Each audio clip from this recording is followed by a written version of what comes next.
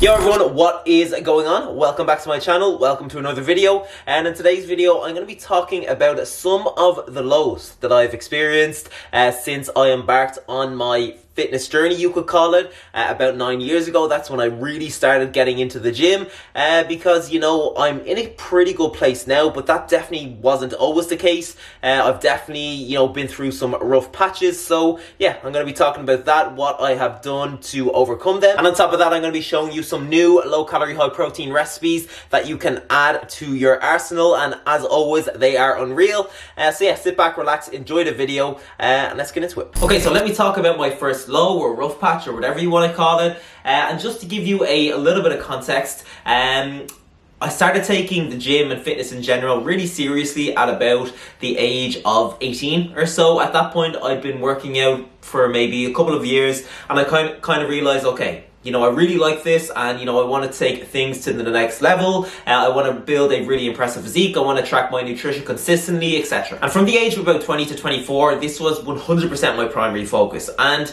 you know, it actually took over to a point where I wasn't really going on any nights out at all, and socializing with my friends or just anybody in general, it just, you know, took the complete back seat. And to be honest, I actually felt like a bit of an outcast during that kind of period of my life. It wasn't too long ago, because, you know, the socializing culture here in Ireland is largely based around having a drink. And seeing as I wasn't doing that at all, I was just never really seeing my friends. I actually think, you know, I was probably seeing my closest friends max 4-5 times a year. And then it got to a point where, you know, seeing as I was never going on nights out anyway, I was always saying no or making up excuses, I stopped getting invited. And you know, my friends were going away on trips, and I wasn't going. I was staying at home, even though I'd always gone on them in the past. And yeah, I was just, you know, drifting from people that I didn't want to drift from, and missing out on, you know, a lot of memorable things. Because even though I've got some really, really good memories from my younger years, I always look back and think I should have done more, especially during those, you know, 3 or 4 years.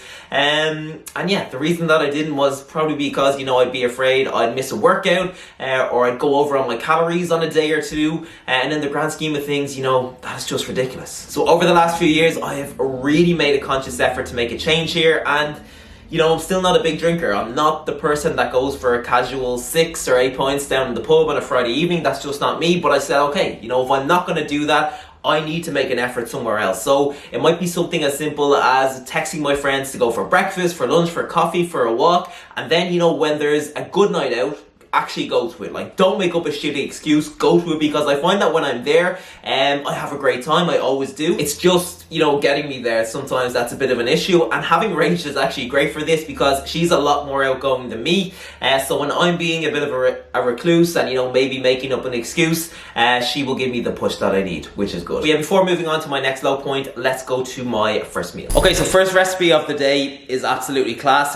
It's kind of like French toast, but it's not really. And I'm going to start by adding 75 grams of fat-free vanilla yogurt to a bowl. That is going to be followed by 15 grams of vanilla whey protein from bulk and 90 ml of egg whites, also from bulk. Let's give that a mix. And when it comes to all of the products that you see me use in my videos, so protein, egg whites, syrups, everything, all of these come from bulk. And if you wanted to pick something up and support me in the process, then you can follow the link in the description of this video. Alright, so now I have 3 slices of 60 calorie bread, and what I'm gonna do is press down into the bread and create a square divot in the center. I'm gonna pour my protein, yogurt, and egg white mix into each divot. Okay, we are looking good, and next up I'm gonna add 30 grams of raspberries and 15 grams of chocolate chips. Okay, so as you can see, I have placed these babies on an oven grill tray. Then I am going to grill them for about 10 minutes at 200 degrees Celsius. And for those of you who don't know how to grill in the oven, it is this setting here, so the squiggly lines on top.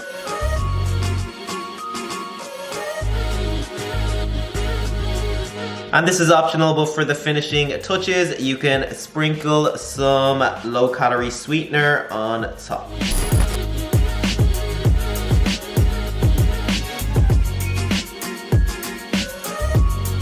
Okay, so I absolutely love that yogurt French toast. It honestly tastes like heaven, so make sure to give it a go. But yeah, let's move on to my next low. And it's no secret that I like staying lean year round. And the reason for that is simply just because, you know, I'm happy to do so. So I consume about 2,800 to 3,000 calories per day. I weigh 77 kg-ish. I haven't bulked up or cut down in years, so I'm pretty much just living my life and, you know, making the gains that I can along the way. But there was a period in my life, so at the end of 2019, and it kind of leaked into the start of 2020. This was just after I competed in my bodybuilding show, that remaining lean became a bit of an unhealthy obsession. So at my current weight, I feel really good, but I know that when I get to about 74 kg and below, even though I look great, I feel shit, you know, so I feel low on energy, I feel hungry, I feel cold all the time, and just all of these things. And for my show, I actually cut down to just below 70 kg, so you can just imagine how I felt at that weight.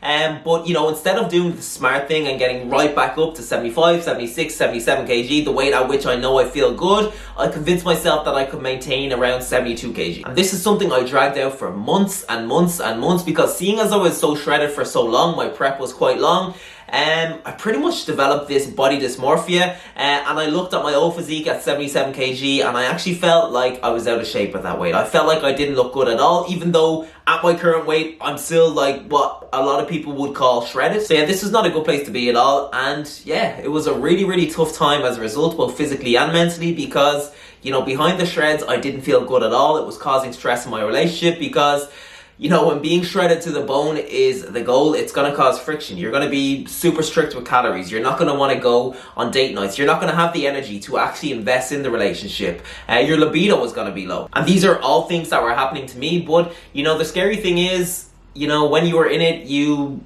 just ignore it. You know, you convince yourself that, you know, everything is completely fine. But the scary thing is, you know, when you are in this situation, you just, you know, make yourself completely ignorant to the fact that it is a problem. You know, you convince yourself that it isn't an issue at all, because body image is everything pretty much. So as long as you look good, it doesn't matter how you feel. Yeah, it's kind of sad when you think about it. But thankfully, I did eventually snap myself out of it. And, you know, I didn't have a eureka moment or anything like that. I didn't undergo an intervention.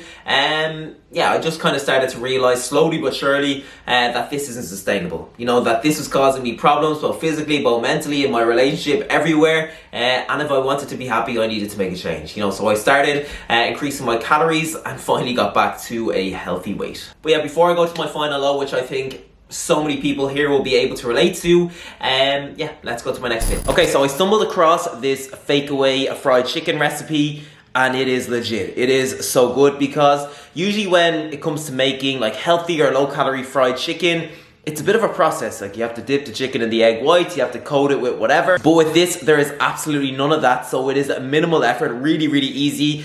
And I think it's the best low-calorie fried chicken I have ever had. But I am going to kick things off by adding 250 grams of white potato that are cut into little chips to an air fryer. And I'm going to cook them for about 20 to 25 minutes at 200 degrees Celsius. And halfway through, so at about the 10 to 12 minute mark, I am going to season with some salt and some smoked paprika. All right, so now I have 150 grams of raw chicken in a bowl, and I'm going to season with a lot of paprika,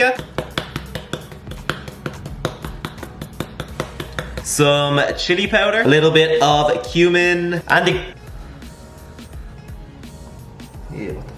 and the key ingredient, 1 teaspoon of baking powder. This is what makes the chicken crispy. I'm actually gonna spray everything with some 1 calorie spray just to make the seasoning and the baking powder stick. And I'm gonna mix it all together. Okay, I'm gonna add my chicken to a pan and spread it out. And I'm gonna cook for about 4 minutes on each side before flipping them over. Okay, so fried chicken is looking good. I have set it to one side. I'm gonna re-spray my pan.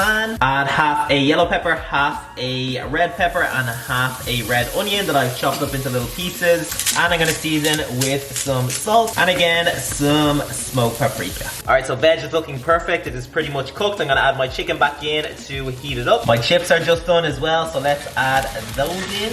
Let's give it a little shake and let's make up a quick sauce for this baby. So I'm gonna start with 50 grams of lighter than light mayo, 30 grams of hot sauce, and let's mix. And finally, let's bring everything together. So chicken, veg, and chips onto a plate. And let's cover with our sauce.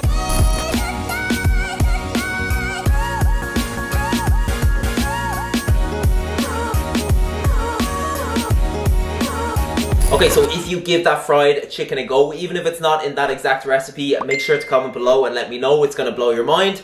But yeah, something I have realized lately, I'm not sure if it's just me, maybe it is, maybe it isn't, but are you also really bad at taking pictures on your iPhone? Like, I look at pictures online sometimes and I'm like, that looks great, and then I try and take pictures and it genuinely looks like I've taken the picture on a potato. So I'm actually taking a Skillshare class by Dale McManus at the moment called iPhone Photography, and it's great. So he explains pretty much how to optimize your iPhone camera setting for the best photos, how to use light to your advantage, how to create depth in your photos, and just lots of other tips and tricks. And yeah, that is pretty much the reason I joined Skillshare. Like, I always want to challenge myself. I always want to try and learn new things. I always want to upskill in different areas, especially the areas I'm terrible in. And yeah, that is what Skillshare is pretty much all about.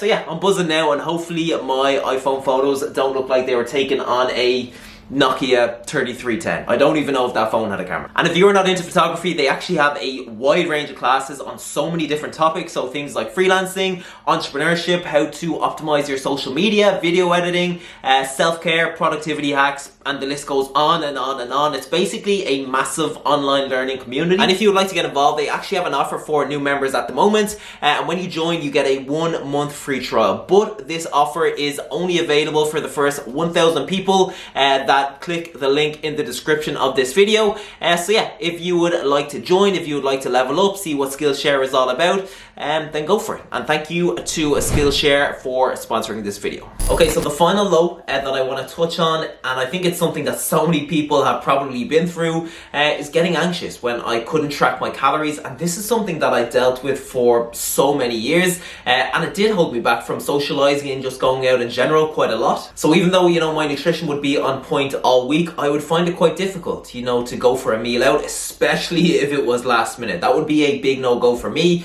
And as a result, you know, meals out with Rach, meals out with family, meals out with my friends, they just became a massive inconvenience, a big stressor. So yeah, I wouldn't look forward to them at all. I would be delighted if plans fell through. And even when I was there, you know, I wouldn't really ever be able to relax and just enjoy it, because in the back of my head, I'd be thinking, okay, what calories is in this? What calories is in that? And it's just exhausting. But over the last couple of years in particular, I've actually really conquered this, I feel, and a lot of it I think comes back to socializing more, because I realized that, you know, if I am on track with my nutrition all week, which I pretty much always am, and then on a Friday or a Saturday evening I go for a meal out or a few drinks or whatever it is, and just do my best to roughly fit it into my calories, it's fine. You know, it actually makes a very little difference in the grand scheme of things. And just to put this into perspective, let's just say that your daily calorie goal is 2,000 calories per day. So that's 14,000 calories per week. And one Friday evening, you go for a meal out, you do your best to estimate the calories, but you are off by 500. 500 is only 4% of 14,000. So if you were to score your week nutritionally, like it was an exam,